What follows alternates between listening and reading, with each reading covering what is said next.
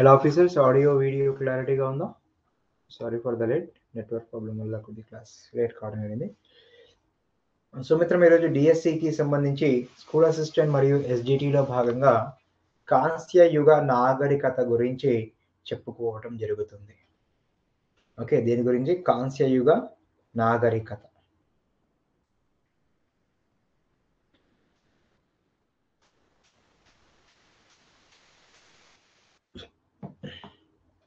మరి ఈ కాంస్య యుగ నాగరికతకు సంబంధించినటువంటి అంశాలను గనక గమనిస్తే, ముందుగా టాపిక్ చెప్తాను, తర్వాత మీకు పాయింట్ వైజ్గా బోర్డ్ మీద ఎక్స్ప్లెయిన్ చేస్తాను.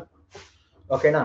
రైట్. ఆ తర్వాత మీరు లైవ్ క్లాస్ అయిపోయిన తర్వాత ఒకవేళ లైవ్లోకి ఎవరైతే రాలేకపోయారో వాళ్ళు రికార్డెడ్ కూడా వినవచ్చు. లైవ్ అయిపోయిన ఒక 5-10 నిమిషాల్లో మీకు క్లాస్ అందుబాటులోకి వచ్చేస్తుంది. ఓకే మిత్రులారా, మర్చిపోవద్దు, అతి తక్కువ ఫీజుకే లైవ్ క్లాస్ అందించడం జరుగుతుంది. ఓకేనా? రికార్డెడ్ క్లాసెస్ అందించడం జరుగుతుంది, మెటీరియల్ అందించడం జరుగుతుంది, డౌట్ క్లారిఫై చేయడం జరుగుతుంది. ఓకేనా? మీరు చేసేటటువంటి ఫోన్కి కంపల్సరీగా మీకు రిప్లై కూడా ఇవ్వటం జరుగుతుంది. కాబట్టి ఇన్ని రకాల ఫీచర్స్ మన అక్బర్ అకాడమీ మాత్రమే అందించగలదు. ఓకేనా? సో కాబట్టి మిత్రులారా, ఈ యొక్క అవకాశాన్ని వదులుకోవద్దు. రైట్. సో కాంస్య యుగ నాగరికతకు సంబంధించినటువంటి అంశాలను చూద్దాం.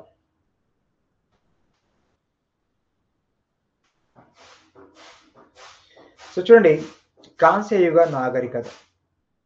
ఆఫీసర్, సర్వసాధారణంగా సంస్కృతి మరియు నాగరికత అనేటటువంటి పదాలను విభిన్న అర్థాలలోనే కాకుండా ప్రత్యామ్నాయ పదాలుగా కూడా ఉపయోగించడం జరుగుతుంది. ఓకే, మరి ఈ నాగరికత అంటే ఏంటి, సంస్కృతి అంటే ఏంటి అనేది కూడా ఒకసారి డీటెయిల్గా చూద్దాం ఆఫీసర్. చూడండి, నాగరికత అంటే సమాజంపై సాంకేతిక పరిజ్ఞాన అభివృద్ధి యొక్క ప్రభావాన్ని ఏమని పిలుస్తారు అంటే నాగరికతగా భావించటం జరుగుతుంది. ఓకే, మరి ఈ యొక్క నాగరికతను కొన్ని సమాజాలు మాత్రమే సాధించాయి, అన్ని సమాజాలు సాధించలేదు. మరి నాగరికత అంటే ఏంటి? నగరంలో నివసించేటటువంటి మానవుడి యొక్క ప్రగతి అని, నగరాలు అభివృద్ధి చెందిన చోటనే ఈ నాగరికతలు వెలిశాయని చెప్పవచ్చు ఆఫీసర్స్. ఓకే, మరి సంస్కృతి అన్న పదానికి అర్థం ఏమిటి? లలిత కళలు మరియు తాత్విక చింతనలనే సంస్కృతిగా భావించవచ్చు. ఓకే, మరి సంస్కృతిని మానవులంతా ఉమ్మడిగా కలిసి సాధించింది, ఏ ఒక్కరి వలన కాదు, ఉమ్మడిగా కలిసి సాధించడం జరిగింది ఆఫీసర్స్. మరి కాంస్య యుగానికి సంబంధించినటువంటి అంశాలను గనక గమనిస్తే చూడండి, పురావస్తు శాస్త్రవేత్తల అభిప్రాయంలో, ఓకేనా, క్రీస్తు పూర్వం 4000 సంవత్సరాల కాలాన్ని రాగి తగరపు యుగం, చాల్కోలిథిక్ గా పిలవటం జరుగుతుంది. మరి ఈ కాంస్య యుగం దేనికి మొదటి దశగా భావించారు అంటే లోహ యుగానికి మొదటి దశగా భావించారు. సో ఇది తెలుసుకోవడానికంటే ముందు మనం నాగరికత, సంస్కృతి గురించి చెప్పుకున్నాం కదా. ఓకే, వాటికి సంబంధించినటువంటి కొన్ని నోట్స్ తీసేసుకొని ఆ తర్వాత టాపిక్లోకి మళ్ళీ వెళ్దాం. కాంస్య యుగం, ప్రాచీన నాగరికతలు, నదీ లోయ నాగరికతల యొక్క సామాజిక లక్షణాలు, ఓకే, ఇవన్నీ కూడా మీకు డీటెయిల్గా డిస్కస్ చేయడం జరుగుతుంది ఆఫీసర్స్.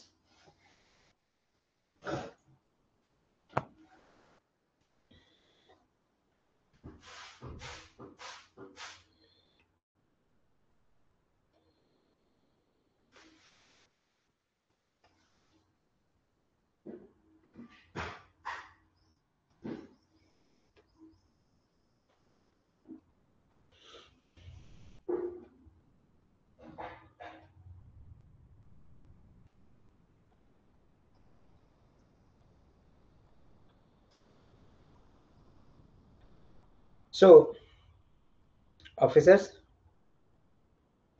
10 రూపీస్ క్యాష్ బ్యాక్ తోటి మీకు 45 రూపీస్కే 1 ఇయర్ వ్యాలిడిటీ తోటి ఈ గ్రూప్ 2 కోర్స్ అందించడం జరుగుతుంది. ఓకే, అదేవిధంగా ఇది కేవలం మొదటి 225 మంది విద్యార్థులకు అందిస్తున్నారు. అదేవిధంగా ఎస్ఏ సోషల్ మరియు ఎస్జిటి క్లాసెస్ 45 రూపీస్కి అందించడం జరుగుతుంది. సో 10 రూపీస్ క్యాష్ బ్యాక్ అనేది ఏమీ లేదు ఇందులో. Okay right officers. మరి లైవ్ రికార్డెడ్ క్లాసెస్ ఉంటాయి. లైవ్ అయిన 5 నిమిషాలకే మీరు రికార్డెడ్ క్లాసెస్ వినవచ్చు. ఓకే, ప్రతిరోజు ఈ క్లాసెస్ ఉంటాయి మిత్రమా, మర్చిపోవద్దు.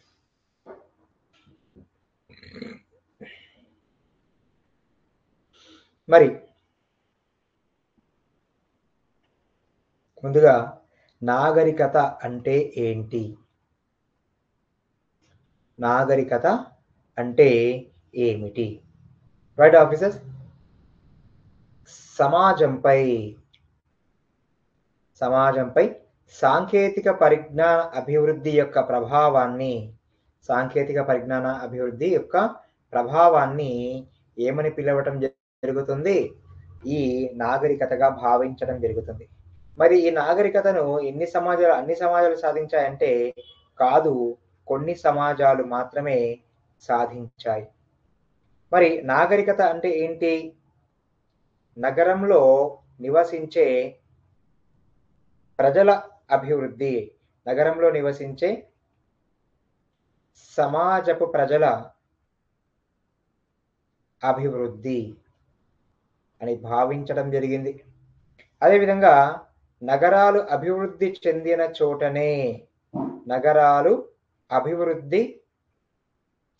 చోటనే ఈ నాగరికతలు వెలిశాయి అని చెప్పుకోవచ్చు ఆఫీసర్స్. Okay, right. మరి సంస్కృతి అంటే ఏంటి? సంస్కృతి అన్న పదానికి అర్థం ఏమిటంటే లలిత కళలు, తాత్విక చింతనలను ఏమని పిలుస్తారు అంటే సంస్కృతిగా భావించవచ్చు. మరి ఈ సంస్కృతిని మానవులందరూ ఉమ్మడిగా కలిసి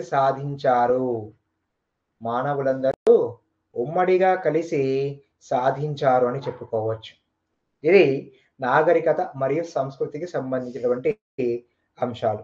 ఆఫీసర్స్, నెక్స్ట్ దేని గురించి చెప్పుకోవటం జరుగుతుంది అంటే కాంస్య యుగానికి సంబంధించినటువంటి అంశాలను చెప్పుకుందాం. ఓకే, సో కాంస్య యుగం. మరి కాంస్య యుగానికి సంబంధించినటువంటి అంశాలు గమనిస్తే చూడండి, పురావస్తు శాస్త్రవేత్తల అభిప్రాయంలో ఓకేనా, క్రీస్తు పూర్వం 4000 సంవత్సర కాలాన్ని ఏమని పిలుస్తారు అంటే రాగి తగరపు యుగంగా పిలుస్తారు.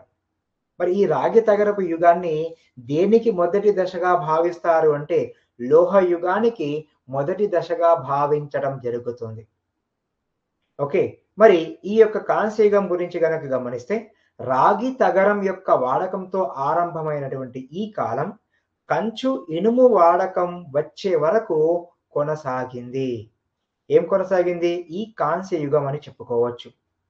ఓకే, మరి అడవులను నరకడం వలన భూమి వంటి యొక్క సహజ వనరుల వినియోగం పెరిగింది. ఓకే, ఎప్పుడైతే భూమి వంటి సహజ వనరుల వినియోగం పెరగటం జరిగిందో అప్పుడు మిగులు ఉత్పత్తులు ఏర్పడ్డాయి. ఎప్పుడైతే అడవులు నరకడం వలన భూమి వనరుల యొక్క సహజ వినియోగం పెరగడం వలన ఓకేనా మిగులు ఉత్పత్తి ఏర్పడింది. ఈ మిగులు ఉత్పత్తి వలన ఎవరు వృద్ధి చెందారు అంటే వృత్తి కళాకారులు, వర్తకులు, అదేవిధంగా రాజులు మరియు పురోహితులు, వీళ్ళు అభివృద్ధి చెందడం జరిగింది.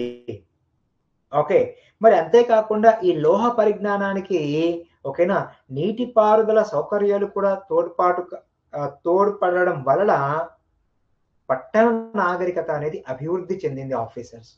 ఓకే, ఈ రకంగా జనాభా పెరగడం వలన, లోహ పరిజ్ఞానం పెరగడం వలన ఏర్పడినటువంటి ఆర్థికాభివృద్ధిని నాగరికత విప్లవం అని పిలవటం జరుగుతుంది.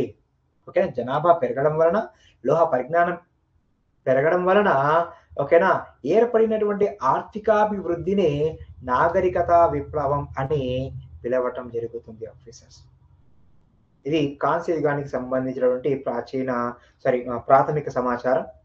ఓకేనా, సో వీటికి సంబంధించినటువంటి నోట్స్ కూడా తీసుకుందాం ఆఫీసర్స్.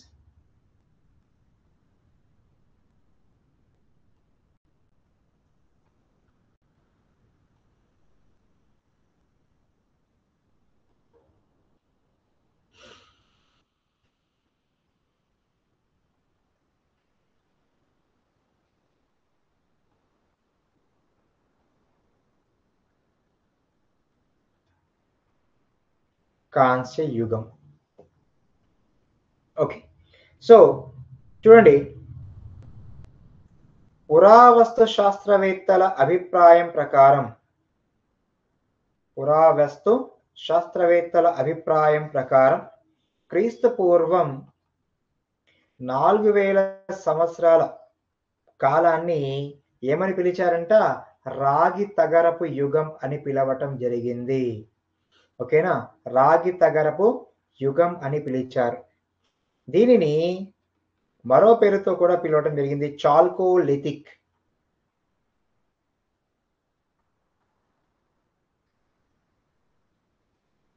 చాల్కోలిథిక్ ఏజ్ అని కూడా పిలవటం జరిగింది. మరి ఇది లోహ యుగానికి తొలి దశ. లోహ యుగానికి తొలి దశగా చెప్పుకోవచ్చు. ఓకే, మరి ఈ కాంస్య యుగం దేనితో ప్రారంభమైందంట? రాగి తగరంతో ప్రారంభమై ఓకేనా, కంచు మరియు ఇనుము వాడకం వరకు, ఓకేనా, కంచు మరియు ఇనుము వాడకం వరకు కొనసాగింది. ఏది? ఈ కాంస్య యుగం అని చెప్పుకోవచ్చు. మరి దీనికి సంబంధించిన ఇతర అంశాలు గనక గమనిస్తే ఆఫీసర్స్, అడవులు నరకడం వలన, ఓకేనా, అడవులు నరకడం వలన ఏం పెరిగింది? సహజ వనరుల వినియోగం పెరిగింది. సహజ వనరుల వినియోగం పెరిగింది. సహజ వనరుల వినియోగం పెరగడం వల్ల ఏం జరిగింది? మిగులు ఉత్పత్తులు ఏర్పడ్డాయి. మిగులు ఉత్పత్తులు ఏర్పడ్డాయి. ఈ మిగులు ఉత్పత్తులు ఏర్పడడం వలన ఎవరు అభివృద్ధి చెందారు? వృత్తి కళాకారులు,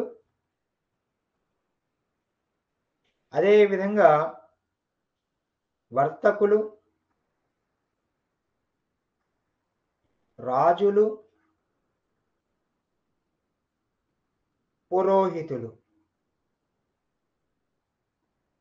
వీళ్ళు అభివృద్ధి చెందడం జరిగింది అని చెప్పుకోవచ్చు ఆఫీసర్స్. Okay, right. మరి అంతేకాకుండా ఈ లోహ పరిజ్ఞానానికి ఏం తోడ్పాటు అందించాయి? నీటిపారుదల సౌకర్యాలు. ఈ నీటిపారుదల సౌకర్యాలు తోడ్పడడం వలన ఏం అభివృద్ధి చెందింది? పట్టణ నాగరికత అభివృద్ధి చెందింది. ఏం అభివృద్ధి చెందింది? పట్టణ నాగరికత అభివృద్ధి చెందడం జరిగింది అని చెప్పుకోవచ్చు. ఇలా ఆఫీసర్స్, జనాభా పెరగడం వలన, అదేవిధంగా లోహ పరిజ్ఞానం వలన ఇక్కడ ఏర్పడినటువంటి ఆర్థికాభివృద్ధిని ఏమని పిలవటం జరిగింది? నాగరికతా విప్లవం అని పేర్కొనటం జరిగింది ఆఫీసర్స్. ఇది ముఖ్యంగా చెప్పుకోవాల్సినటువంటి అంశాలు. ఆ తరువాత చెప్పుకోవాల్సింది సైడ్ హెడ్డింగ్, ప్రాచీన నాగరికతలు. సెంటర్ పాయింట్ అవుట్ చేసి రాశామనుకోండి, చక్కగా అర్థమవుతుంది. ప్రాచీన నాగరికతలు.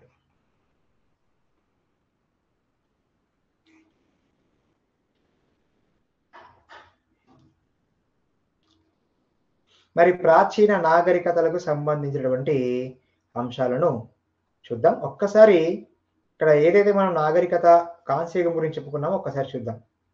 చూడండి, పురావస్తు శాస్త్రవేత్తల అభిప్రాయం ప్రకారం ఈ కాంస్యయుగం ఎప్పుడు ప్రారంభమైందంట? క్రీస్తు పూర్వం 4000 సంవత్సరంలో ఈ రాగి తగరపు యుగం ఈ యొక్క కాంస్యయుగం ప్రారంభమైంది. దీనిని రాగి తగరపు యుగం అన్నారు, లేదా చాల్కోలిథిక్ అన్నారు. ఈ కాంస్యయుగంని ఏమని పిలుస్తారంటే లోహ యుగం యొక్క తొలి దశగా పిలవటం జరుగుతుంది. ఓకేనా? మరి ఇక్కడ ఈ రాగి తగరం ఎప్పటి వరకు కొనసాగింది అంటే, రాగి తగరపు యుగం ఎప్పటి వరకు కొనసాగింది అంటే కంచుని ఇనుముని ఉపయోగించే వరకు కొనసాగింది. చూడండి, ఈ లోహాన్ని ఉపయోగించి ఓకేనా అడవులను నరకడం వలన సహజ వనరుల వినియోగం పెరిగింది. ఓకేనా, మరి సహజ వనరుల వినియోగం వలన ఏం జరిగింది? మిగులు ఉత్పత్తులు ఏర్పడ్డాయి. మిగులు ఉత్పత్తుల వలన ఎవరు ప్రయోజనం పొందారంటే వృత్తి కళాకారులు, వర్తకులు, రాజులు, పురోహితులు అభివృద్ధి చెందారు. మరి నీటిపారుదల సౌకర్యాలు తోడ్పాటు కావడం వలన ఈ లోహానికి పట్టణ నాగరికత అభివృద్ధి చెందింది. ఇలా జనాభా పెరగడం వలన లోహ పరిజ్ఞానం వలన ఏర్పడినటువంటి ఆర్థికాభివృద్ధిని నాగరికత విప్లవం అని పిలుస్తారు ఆఫీసర్స్. Okay, right. ఆ తరువాత ప్రాచీన నాగరికతలకు సంబంధించినటువంటి అంశాలను చూద్దాం. చూడండి, ప్రాచీన నాగరికతలు.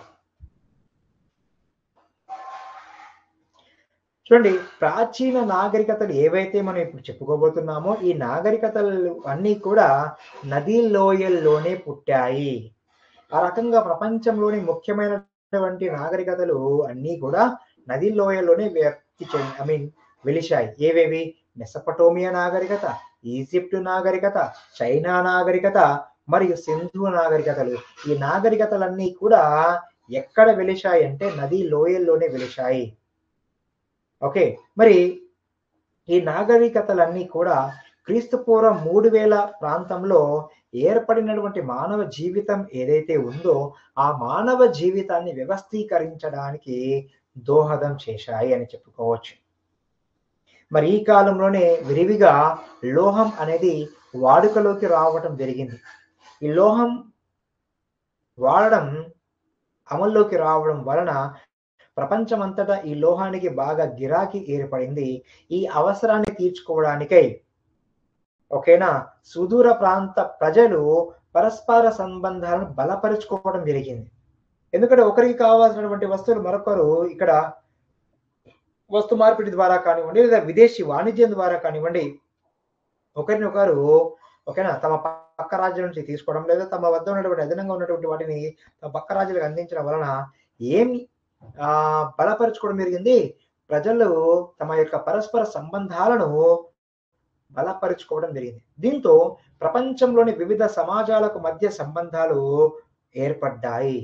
దీంతో ఓకేనా అంతర్జాతీయ వ్యాపారానికి వినూత్నమైనటువంటి సాంకేతిక పద్ధతుల వ్యాప్తి తోడ్పాటుని అందించడం జరిగింది.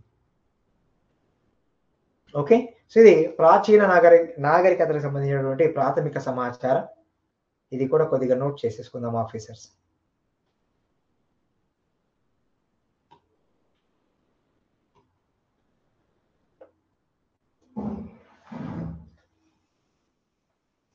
ప్రాచీన నాగరికతలు. రైట్ మా, చూడండి, ప్రాచీన నాగరికతలన్నీ కూడా సాధారణంగా ఎక్కడ ఏర్పడ్డాయంట? నదీ లోయల్లోనే ఏర్పాటు అయ్యాయి లేదా వెలిశాయని చెప్పుకోవచ్చు. ఆ రకంగా ప్రపంచంలోని ప్రముఖ నాగరికతలు ఏవేవి? మెసపటోమియా, ఈజిప్టు, సింధు, చైనా నాగరికతలన్నీ కూడా ఓకేనా ఎక్కడ ఏర్పడ్డాయంట? ఈ నదీ లోయల్లోనే ఏర్పడ్డాయి అని చెప్పుకోవచ్చు. ఏం ఆఫీసర్స్?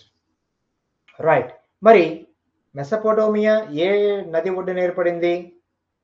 2 నదుల మధ్య, టైగ్రిస్ మరియు యూఫ్రటీస్. ఈజిప్ట్ ఏమో నైలు నది ఒడ్డున, సింధు ఏమో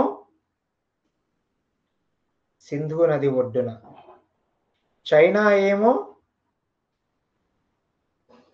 హుయాంగ్హో నది ఒడ్డున ఏర్పాటు కావటం జరిగింది అని చెప్పుకోవచ్చు ఆఫీసర్స్. రైట్. మరి ఈ నాగరికతలన్నీ కూడా క్రీస్తు పూర్వం 3000 సంవత్సర కాలంలో ఉన్నటువంటి మానవ జీవితం ఏదైతే ఉందో ఈ మానవ జీవితాన్ని వ్యవస్థీకరించడానికి ఏర్పడ్డాయని చెప్పుకోవచ్చు. వ్యవస్థీకరించడానికి ఏర్పడ్డాయి అని చెప్పుకోవచ్చు ఆఫీసర్స్. ఓకే. మరి ఈ కాలంలోనే లోహం అనేది వాడుకలోకి వచ్చింది. లోహం అనేది వాడుకలోకి వచ్చింది అని చెప్పుకోవచ్చు. ఓకే. మరి అంతే కాకుండా దీనివల్ల ప్రపంచమంతా కూడా దీనికి గిరాకీ ఏర్పడింది ఈ లోహానికి. ఓకే. రైట్ మా. మరి ఈ అవసరాన్ని తీర్చుకోవడానికి, లోహం యొక్క అవసరాన్ని తీర్చుకోవడానికి సుదూర ప్రాంత ప్రజలు సుదూర ప్రాంత ప్రజలు ఏమేర్పాటు చేసుకున్నారు? పరస్పర సంబంధాలను ఏర్పాటు చేసుకోవటం జరిగింది. పరస్పర సంబంధాలను ఏర్పాటు చేసుకోవటం జరిగింది అని చెప్పుకోవచ్చు. ఓకే. సో దీంతోటి వివిధ సమాజాల మధ్య సంబంధాలు ఏర్పడ్డాయి. వివిధ సమాజాల మధ్య సంబంధాలు ఏర్పడ్డాయని చెప్పుకోవచ్చు. ఓకే. దీంతో అంతర్జాతీయ వ్యాపారానికి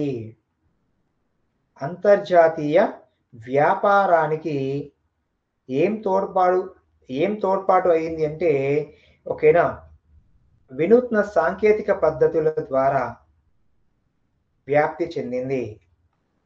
ఆనాడు ప్రాచీన నాగరికతలు వినూత్న సాంకేతిక పద్ధతుల ద్వారా వ్యాప్తి చెందింది అని చెప్పుకోవచ్చు. ఇది ప్రధానంగా చెప్పుకోవాల్సినటువంటి అంశాలు. ఓకే. సో ప్రాచీన నాగరికతలు అన్నీ కూడా నదీ లోయల్లోనే వెలిశాయి. మెసపోటోమియా ఏమో టైగ్రిస్ మరియు యూఫ్రటీస్ నదుల మధ్య, ఈజిప్ట్ ఏమో నైలు నది వద్ద, సింధు నది ఏమో సింధు నాగరికత ఏమో సింధు లోయలో సింధు నది వద్ద, చైనా నాగరికత ఏమో హోయాంగ్హో నది వద్ద. సో ఈ క్రీస్తుపూర్వం 3000 సంవత్సరం నాటికి మానవ జీవితం వ్యవస్థీకరించడానికి ఓకేనా ఈ నాగరికతలన్నీ దోహదపడ్డాయని చెప్పుకోవచ్చు. ఓకే. మరి ఈ కాలంలోనే లోహం అనేది వాడుకలోకి వచ్చింది. దీంతో ప్రపంచమంతా దీనికి గిరాకీ ఏర్పడ్డాయి. సో దీంతో సుదూర ప్రాంత ప్రజలు ఈ యొక్క అవసరాన్ని తీర్చుకోవడానికి పరస్పర సంబంధాలు ఏర్పాటు చేసుకున్నారు. ఈ పరస్పర సంబంధాలు ఏర్పాటు చేసుకోవడం ద్వారా ఏమైంది? సమాజాల మధ్య సంబంధాలు అనేవి బలపడ్డాయి. దీంతో అంతర్జాతీయ వ్యాపారానికి, వినూత్న సాంకేతిక పద్ధతుల వ్యాప్తికి ఇవి దోహదం చేశాయి అని చెప్పుకోవచ్చు. ఓకే. రైట్.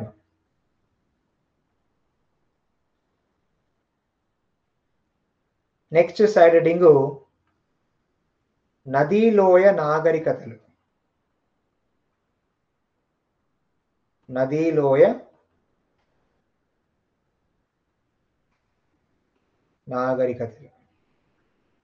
సో ఈ నదీలోయ నాగరికతలకు సంబంధించినటువంటి అంశాలను గనక గమనిస్తే, ఓకే, ఈ నదీలోయ నాగరికతలకు సంబంధించినటువంటి అంశాలను గనక గమనిస్తే ఆఫీసర్స్ చూడండి, మానవ నాగరికత ఓకేనా, మానవ నాగరికత ఎక్కడ ప్రారంభమైందని భావిస్తున్నారు? ఈ నదీలోయ నాగరికతలు మరియు ఆనాటి సామాజిక లక్షణాల గురించి చర్చిద్దాం. చూడండి, మానవ నాగరికత అనేది ఈ టైగ్రిస్ యూఫ్రటీస్ నదీలోయల మధ్య గల మెసపటోమియాలో ప్రారంభమైంది. మెసపటోమియా అంటే 2 నదుల మధ్య గల ప్రాంతం. ఓకే. మరి ఈ రకంగా ఏర్పడినటువంటి ఈ మెసపటోమియా నాగరికత ఇక్కడ ఈజిప్ట్, సింధు లోయ, మెసపటోమియా నాగరికతల మధ్య కూడా కొన్ని సారూప్యతలు మరియు పోలికలు ఉన్నాయని చెప్పుకోవచ్చు. మరి సారూప్యం లేకపోతే సమీప లక్షణాలు రెండింటి మధ్య ఏమేమి ఉన్నాయంటే, ఆర్థిక వనరులు మరియు వాటిని ఉపయోగించడానికి గల అవసరాలు. మరి ఈ నాగరికతలతో గనక గమనిస్తే ఒకదానితో ఒకటి విభేదించేటటువంటి అంశం ఏమిటంటే నైసర్గిక పరిస్థితులు, అంటే భౌగోళిక లక్షణాలు. ఓకేనా. మరి అంతేకాకుండా నాటి భాష, మతం, జీవన విధానం ఇవి ఒక నాగరికత మరో నాగరికతతో విభేదించేటటువంటి అంశాలు ఏవేవి? నైసర్గిక పరిస్థితులు, భాష, మతం, జీవన విధానం. మరి సారూప్యం ఉన్నటువంటి అంశం ఏంటి? ఆర్థిక వనరులు మరియు వాటిని ఉపయోగించటకు గల అవసరాలు అని చెప్పుకోవచ్చు ఆఫీసర్స్. Okay, right. మరంతే కాకుండా గమనిస్తే చూడండి, ఈ నాగరికతలు ఒకదానితో ఒకటి ఓకేనా ప్రభావాన్ని కలిగి ఉన్నాయని చెప్పుకోవచ్చు. ఓకే, ఆ రకంగా గమనిస్తే ప్రపంచంలోని అన్ని దేశాలు, అన్ని జాతుల సమిష్టి కృషి వలనే ఆనాడు ప్రపంచ నాగరికత వృద్ధి చెందింది అనేది మర్చిపోరాదు. ప్రపంచ నాగరికతను సాధించడంలో అన్ని సామాజిక వర్గాల యొక్క స్త్రీలు, పురుషులు, ధనికులు, పేదవారు, వ్యవసాయదారులు, వ్యవసాయేతరులు వృత్తులు ఏవైతే ఉన్నాయో వాళ్ళందరూ కూడా పాల్గొన్నారు ఆఫీసర్.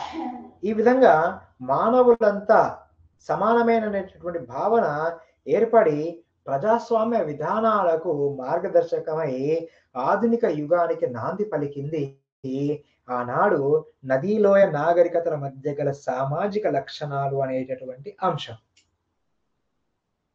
ఓకే, మర్చిపోరాదు. మరి ఇవి కూడా నోట్ చేసేసుకొని ఆ తర్వాత సివిక్స్, మన ప్రభుత్వాలు, స్థానిక స్వపరిపాలన సంస్థల గురించి చెప్పుకుందాం.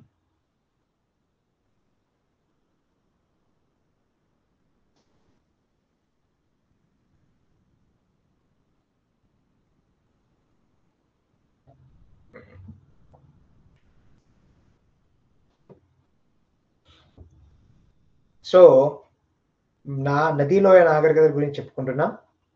మానవ నాగరికత ఎక్కడ ఏర్పడిందంట? టైగ్రిస్,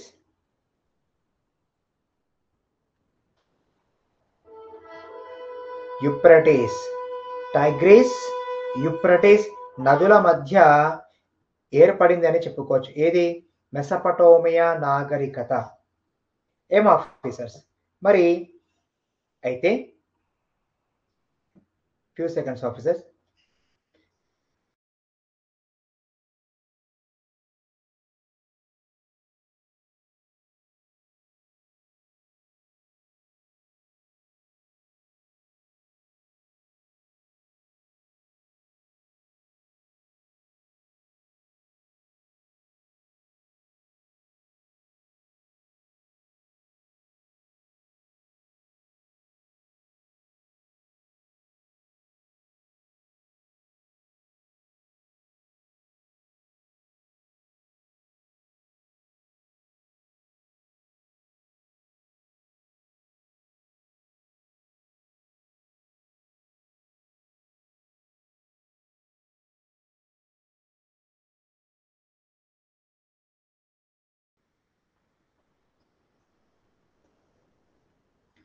టైగ్రిస్, యూఫ్రటీస్ నదుల మధ్య ఏర్పడ్డాయి. మరి ఆనాడు ఏర్పడినటువంటి నాగరికతలు ఏవేవి? ఈజిప్ట్, మెసపటోమియా నాగరికత, ఈజిప్ట్ నాగరికత, సింధు నాగరికత, ఓకేనా, చైనా నాగరికత. సో ఆనాటి నాగరికతల మధ్య పోలికలు ఉన్నాయి,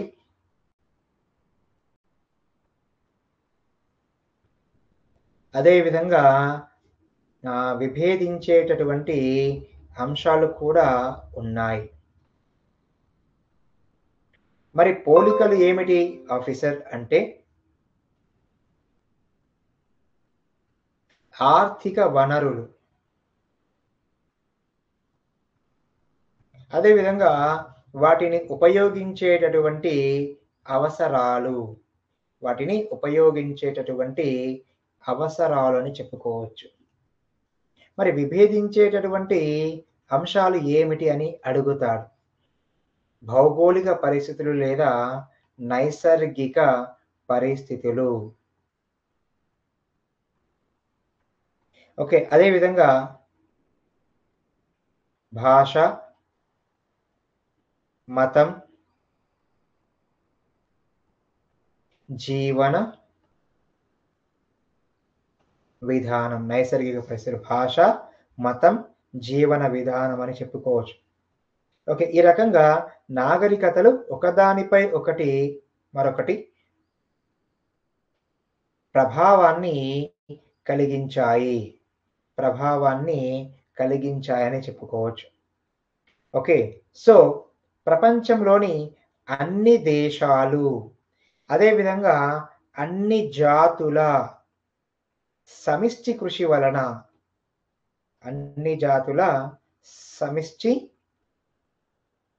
వలన, ఓకేనా, ఏం అభివృద్ధి చెందిందంట? ప్రపంచ నాగరికత అభివృద్ధి చెందింది అని చెప్పుకోవచ్చు. ఓకే, ఆనాడు ప్రపంచ నాగరికత సాధించడంలో అన్ని సామాజిక వర్గాలు ప్రముఖ పాత్ర పోషించాయి. ఆనాటి సామాజిక వర్గాల్లోని స్త్రీలు, పురుషులు, ఓకేనా, ధనికులు, పేదవారు, ఓకేనా, సో వ్యవసాయదారులు,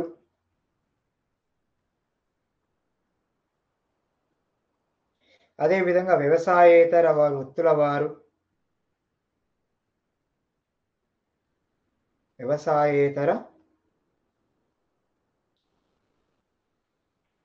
వారు, పాల్గొనటం జరిగిందని చెప్పుకోవచ్చు. ఈ విధంగా మానవులంతా సమానమే అనేటటువంటి భావన ఏర్పడి ప్రజాస్వామ్య విధానాలకు మార్గదర్శకమై ఆధునిక యుగానికి నాంది